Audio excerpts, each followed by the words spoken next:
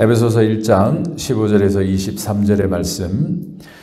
이로 말미암아 주 예수 안에서 너희 믿음과 모든 성도를 향한 사랑을 나도 듣고 내가 기도할 때 기억하며 너희로 말미암아 감사하기를 그치지 아니하고 우리 주 예수 그리스도의 하나님 영광의 아버지께서 지혜와 계시의 영을 너희에게 주사 하나님을 알게 하시고 너희 마음의 눈을 밝히사 그의 부르심의 소망이 무엇이며 성도 안에서 그 기업의 영광의 풍성함이 무엇이며 그의 힘의 위력으로 역사하심을 따라 믿는 우리에게 베푸신 능력의 지극히 크심이 어떠한 것을 너희로 알게 하시기를 구하노라. 그의 능력이 그리스도 안에서 역사하사 죽은 자들 가운데서 다시 살리시고 하늘에서 자기의 오른편에 앉히사 모든 통치와 권세와 능력과 주권과 이 세상뿐 아니라 오는 세상에 일컫는 모든 이름 위에 뛰어나게 하시고 또 만물을 그의 발 아래에 복종하게 하시고 그를 만물 위에 교회의 머리로 삼으셨느니라. 교회는 그의 몸이니 만물 안에서 만물을 충만하게 하시는 이의 충만함이니라. 아멘. 네, 우리 에베소서를 읽어가고 있습니다. 에베소서는 우리가 하나님의 택하심과 속량을 받아 그리스도 안에서 하나님의 자녀가 되었다는 이 사실을 우리가 기억하고 발견하게 되고 또 그러함으로 해서 하나님의 백성으로서 택하신 자로서 우리가 이 땅에서 어떻게 살아가야 되는가, 그 올바른 삶의 모습들, 영적인 삶의 모습들을 정리해 주고 있습니다. 그래서 오늘은 우리가 읽게 된 부분이 어제 이제 1장 도입 부분에서 우리가 어떤 신분의 사람인지를 깨닫게 되고 그런 가운데 우리가 그러면 더 깊이 알아야 할 그런 부분들, 어제는 축복의 그 사실들을 깨달았다 하면은 오늘은 그 축복된 사실을 통해서 앞으로 살아갈 그 은혜와 능력을 받기를 축복하는 기도문입니다. 축복의 기도문이에요. 개인적으로 제가 이 좋아하는 축복의 기도문인데 그 이유는 제가 신학교 다닐 때 우리 총장님 스티븐 헤이너 교수님, 일찍 돌아가셨지만 이 교수님이 축도할 때 이 구절을 즐겨 하셨어요. 그래서 우리 늘 알고 있는 게 지금은 예수 그리스도의 은혜와 이렇게 나가는 축복인데 그때 학교 다닐 때 이 교수님께서 이 구절 에베소서 1장 17절에서 19절의 말씀을 이렇게 암송하셔가지고 축도를 많이 해주셨는데 그때 깨달은 내용이 우리 축복 가운데 이 깨달음의 은혜가 굉장히 중요하다. 우리가 이 삶을 살아가는 동안에 있어서 우리 욕심과 우리 자아가 우리 눈을 흐리게 해서 우리 마음을 흐리게 해서 우리 영을 흐리게 해서 깨닫지 못하고 살아가는 것이 많이 있습니다. 그래서 이 깨달음을 갖는 게 영성생활에 굉장히 중요한 축복입니다. 이 눈이 열리고 마음의 눈이 열리고 영이 열려서 그 본질을 파악하는 것이 우리에게 너무나 중요한 축복인데 오늘 이 에베소서 말씀 속에서 사도 바울이 이 편지를 받게 되는 모든 사람에게 중요한 축복을 이렇게 시작하고 있습니다. 그게 17절에서 19절의 말씀인데 이 구절을 우리 공동 번역으로 보면 좀 더 이해가 쉽습니다. 제가 공동 번역본을 읽어드리겠습니다. 17절에서 19절. 나는 우리 주 예수 그리스도의 하나님 영광스러운 아버지께서 여러분에게 영적인 지혜와 통찰력을 내려주셔서 하나님을 참으로 알게 하시고 또 여러분의 마음의 눈을 밝혀주셔서 하나님의 백성이 된 여러분이 무엇을 바랄 것인지 또 성도들과 함께 여러분이 물려받을 축복이 얼마나 놀랍고 큰 것인지를 알게 하여 주시기 바랍니다. 그리고 우리 믿는 사람들 속에서 강한 힘으로 활동하시는 하나님의 능력이 얼마나 위대한지를 여러분의 알게 하여 주시기를 빕니다. 이 반복되는 단어는 알게 하여 주신다는 것, 알게 하시기를 원한다는 것, 축복한다는 겁니다. 그 제일 먼저 깨달아야 할 내용은, 알아야 할 것은 17절의 말씀인데 우리 주 예수 그리스도의 하나님 영광의 아버지께서 지혜와 계시의 영을 너희에게 주사 하나님을 알게 하시고, 무엇보다도 먼저 하나님을 아는 일이 너무 중요하다는 사실입니다. 그래서 종교개혁자 칼빈은 그의 유명한 기독교 강연책에서 인간이 알아야 할 가장 중요한 두 가지 지식은 첫째는 하나님에 대한 지식, 둘째는 자신에 대한 지식입니다. 그런데 칼빈이 너무 정리를 잘한 것은 하나님에 대한 지식을 모르면 자신에 대한 지식을 결코 알 수 없다는 겁니다. 즉 하나님을 알아야 나 자신이 누구인지를 알게 된다는 겁니다. 하나님의 말씀이 없으면 거울이 없어서 비추지 못하는 것하고 똑같은 거예요. 하나님의 말씀이 우리 가운데 풍성히 임하고 깊이 임할수록 우리는 맑은 거울을 가질 수 있게 되는 겁니다. 그 맑은 거울을 가지고 나 자신을 들여다보고 그때 비로소 내가 누구인지, 나라는 사람은 어떻게 생긴 사람인지, 나의 마음은 어떤 사람인지를 깨닫게 된다는 거예요. 그래서 특별히 이 하나님을 아는 지식은 그래서 하나님께서 주시는 지혜와 계시의 영이 아니고는 우리가 알 수 없게 됩니다. 그래서 우리 고린도전서, 요한복음 이런 데 다 우리 주님께서 승천하시기 전에 다 제자들에게 하신 말씀은 성령을 받으라.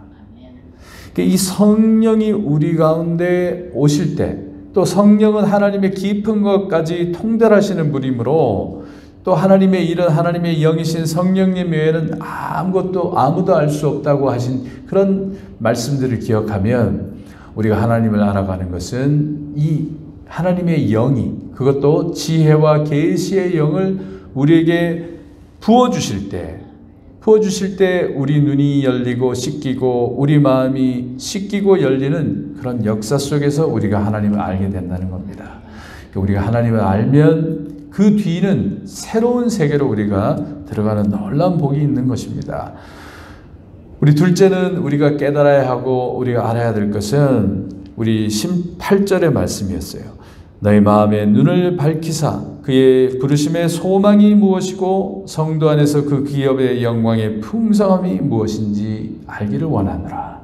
즉 우리가 앞으로 이어받을 그 하나님의 그 약속의 천국, 영원한 언약적인 축복이 어떠한 것인가를 알기를 원하노라. 이렇게 축복하고 있어요. 칼 바르트, 20세기의 가장 유명한 우리 신학자 칼 바르트는 기독교 믿음은 이성을 조명한다.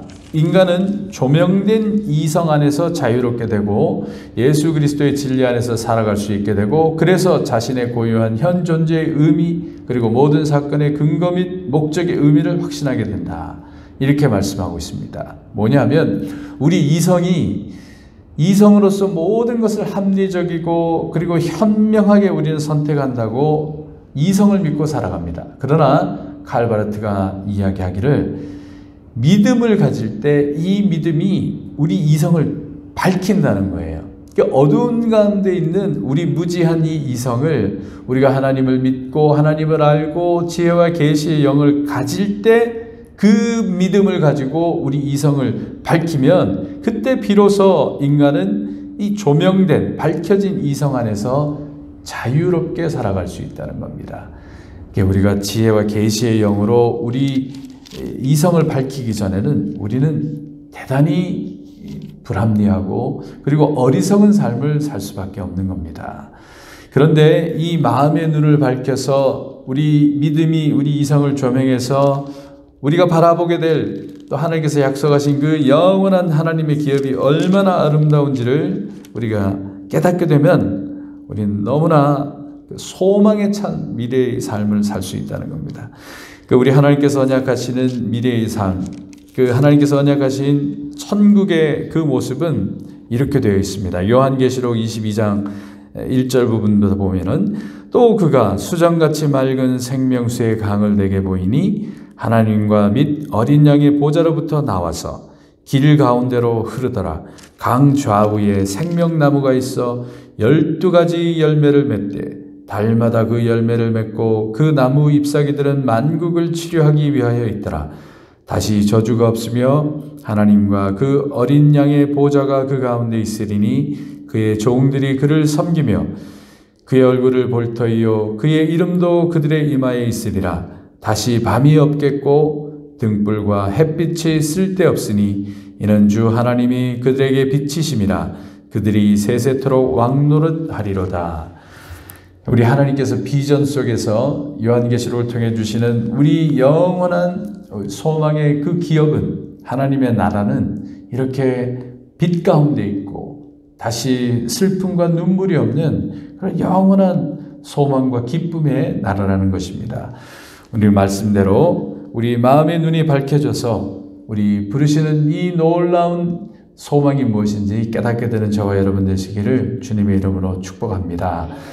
우리 셋째로 우리 알게 되기를 원하는 것은 사도 바울이 우리들 속에서 활동하시는 하나님의 능력이 얼마나 큰지를 깨닫게 되기를 축복하고 있습니다. 그래서 오늘 말씀에 19절에 보면 그의 힘의 위력으로 역사하심을 따라 믿는 우리에게 베푸신 능력의 지극히 크심이 어떠한 것을 너희로 알게 하시기를 구하노라. 네, 좀 이해하기가 좀 어려운 부분이지만 그러나 다시 한번 말씀드리자면 우리 믿는 사람들 속에서 강한 힘으로 활동하시는 하나님의 능력이 얼마나 위대한지를 깨닫게 되기를 원하노라. 그런 가운데 정말 이 하나님의 능력이 어떻게 나타나고 또 이 하나님의 크신 능력이 교회를 이루었다는 것, 그리고 이 교회의 머리는 예수 그리스도시라는 것, 그것을 알게 되기를 축복하고 있습니다. 우리 이어서 보자면은 하나님께서 이 크신 능력을 어떻게 나타내셨느냐 하면 20절에 죽은 자들 가운데서 그리스도를 다시 살려내셨다는 겁니다. 죽음의 끝으로 모든 것이 종료되는데 그러나 하나님께서는 그리스도를 역사하사 죽은 자들 가운데서 다시 살리시고 하늘에 자기의 오른편에 앉히시고 그 뒤에 이어지는 놀라운 권세는 모든 통치와 권세와 능력과 주권과 이 세상뿐 아니라 오는 세상에 일컫는 모든 이름 위에 뛰어나게 하시고 하나님께서 예수 그리스도를 죽음 가운데서 다시 세우시고 그 뒤에 이어진 것은 모든 세계를 다스리는, 그것도 이 세상만이 아니라 앞으로 올 세상의 모든 권력자들 위에 권력자로 세우셨다는 겁니다.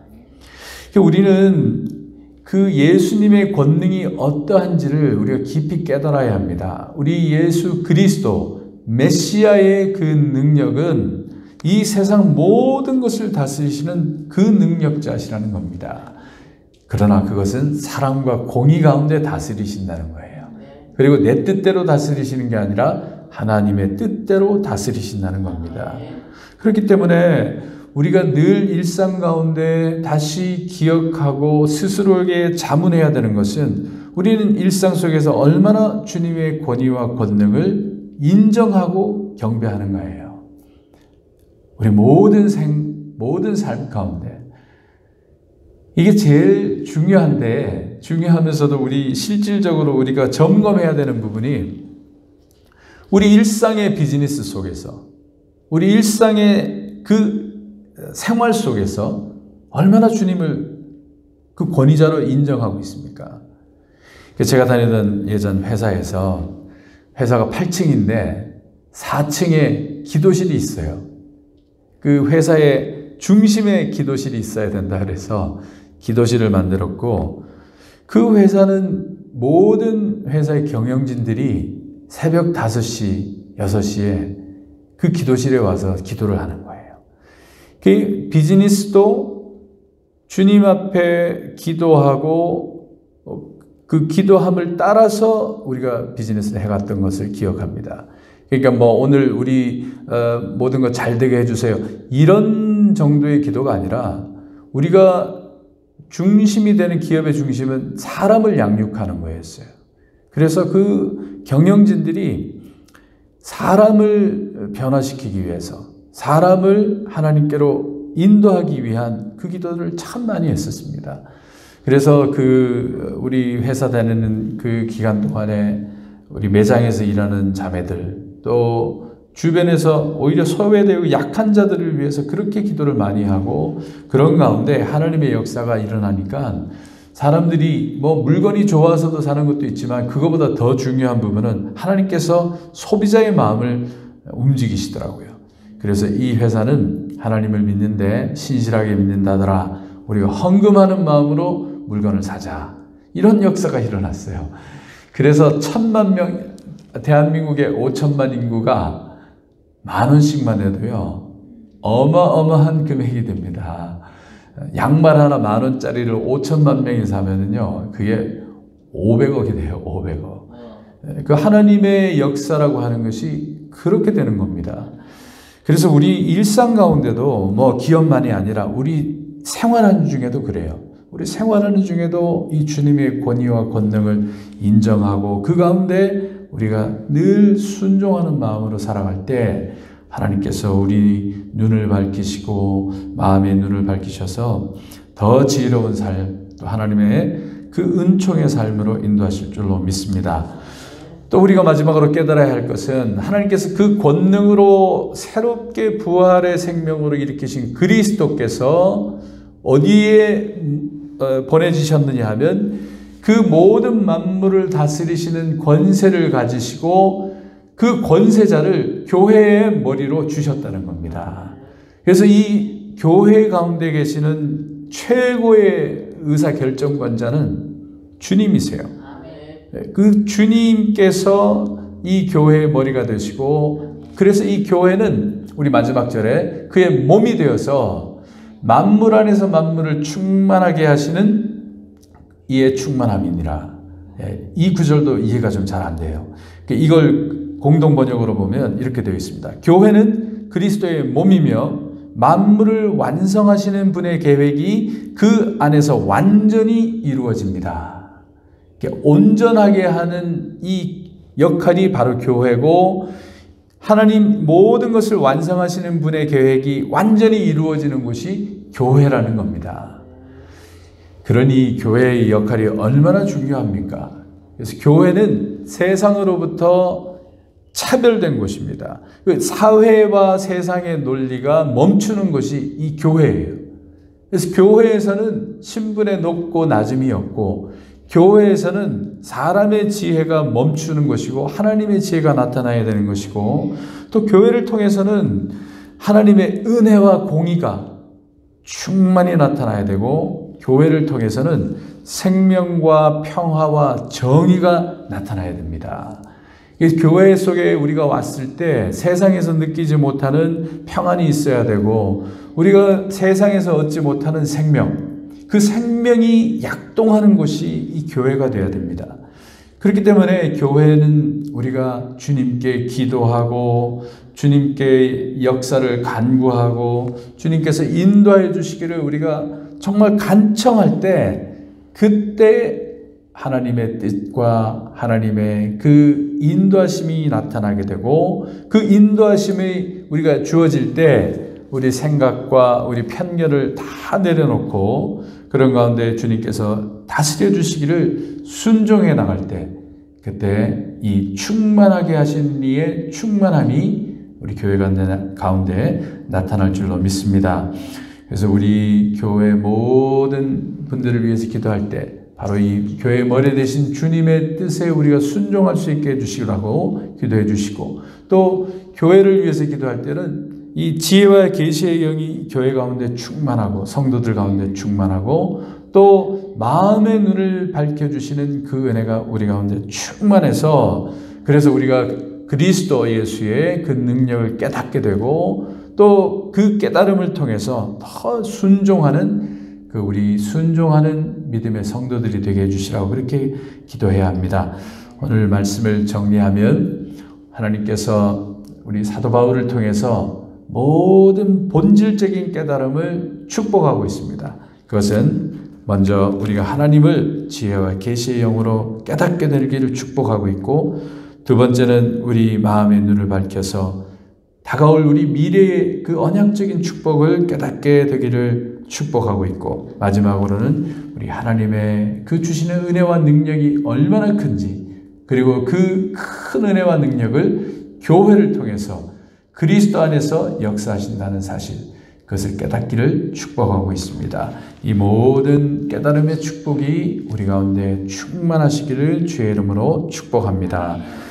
기도하겠습니다. 하나님 아버지 감사합니다. 하나님, 우리가 이 세상을 사는 동안 세상의 현란한 빛들에 우리 눈을 어지럽혀지지 아니하고 혼란되지 않도록 하나님 은혜 내려 주시옵시고, 오직 하나님을 아는 지혜 그 계시의 영을 다하여 주시고, 오직 예수 그리스도 안에서 역사하는 하나님의 능력과 또 교회의 그 충실한 사명을 깨닫게 하여 주옵시고, 무엇보다도 우리 마음의 눈을 밝혀 주셔서 하나님의 그 언약적인 축복의 나라, 하나님의 영원하신 나라가 얼마나 영광된 것인지를 깨달아 하나님 이 땅 가운데 매몰되지 아니하고 하나님 저 하늘을 바라볼 수 있는 믿음의 눈을 더하여 주시기를 바라와 우리 주 예수님의 이름으로 기도합나이다. 아멘. Father, we want to thank you for giving us the gift of your Son, Jesus. And in return, we want to give you all that we have, our hearts.